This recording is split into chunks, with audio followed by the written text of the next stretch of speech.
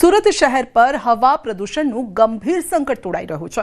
પ્રદેશ કોંગ્રેસના મહામંત્રી દર્શન નાયકે વન અને પર્યાવરણ મંત્રી અર્જુન મોઢવાડિયાને પત્ર લખીને શાસક પક્ષની બેદરકારીના કારણે લાખો નાગરિકોનું આરોગ્ય જોખમમાં મુકાયું હોવાનો ગંભીર આક્ષેપ કર્યો। કોંગ્રેસે આ મામલે નેશનલ ગ્રીન ટ્રિબ્યુનલના આદેશ અને સરકારી ઠરાવોના ઉલ્લંઘનનો સીધો આરોપ મૂક્યો છે। આ ખતરનાક પ્રદૂષણના કારણે શહેરની હોસ્પિટલોમાં શ્વાસની તકલીફ, એલર્જી, અસ્થમાના દર્દીઓની સંખ્યામાં વધારો થયો છે।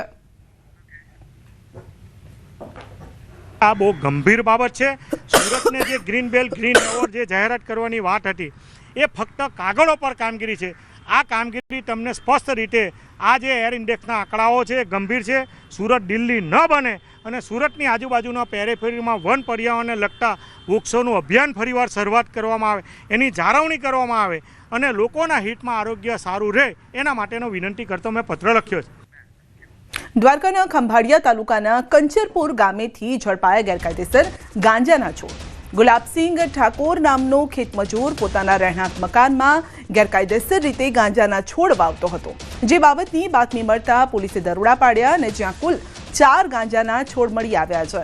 આ મજૂરે ઘરના અંદરના ભાગમાં ગાંજાના છોડ વાવ્યા હતા। આ છોડની બજાર કિંમત અંદાજે ₹2.27 લાખ જેટલી થાય છે। તો પોલીસનો પ્રાથમિક અંદાજ કંઈક આ પ્રમાણે છે અને પોલીસે ગુલાબસિંહ ઠાકોર નામના આરોપીને ઝડપી તેની સામે NDPS કાયદા મુજબ કલમ હેઠળ ગુનો નોંધ્યો છે। આરોપી ગુલાબસિંહ વિક્રમસિંહ ઠાકોર પોતે ગાંજો પીવાની ટેવવાળા છે, તેમજ પોતાનું વતન મધ્યપ્રદેશ હોય આ ગાંજાના વાવેતર માટે તેમના બિયારણ તે મધ્યપ્રદેશથી લાવેલા હતા અને પોતે પોતાના અંગત ફાયદા માટે તેમણે વાવેતર કર્યા હોવાનો ખુલાસો હાલ એમને આપેલો છે। સુરતમાં નવાગામ ડિંડોલીની 9 સોસાયટીમાંથી રિઝર્વેશન હટાવવાની માંગ ઉઠી છે।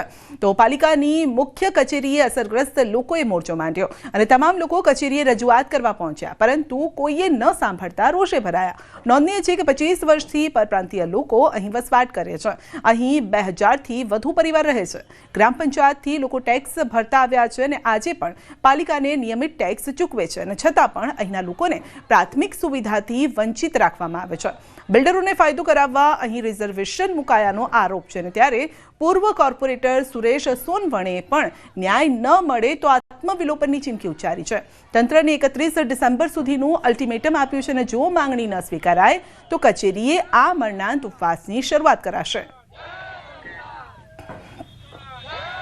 આ સત્તાના નશામાં મદમસ્ત અધિકારીઓ, સત્તાધીશો કોઈને પણ ગણકારતા નથી, કોઈને પણ મળતા નથી, રજૂઆત સાંભળતા નથી કે રજૂઆત પર યોગ્ય નિર્ણય લેતા નથી।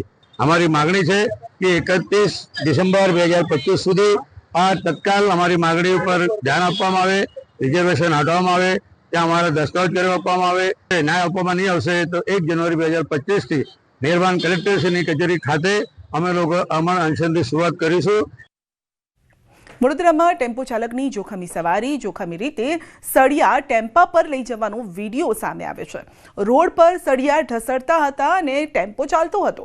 કારેલીબાગ પાસેનો આ વિડીયો છે। સળિયા રોડ પર ઢસડાતા હતા, આગના તણખલા પણ નીકળ્યા હતા। સળિયા ટેમ્પોની બહાર રહેતા અકસ્માતનો ભય પણ સર્જાયો છે।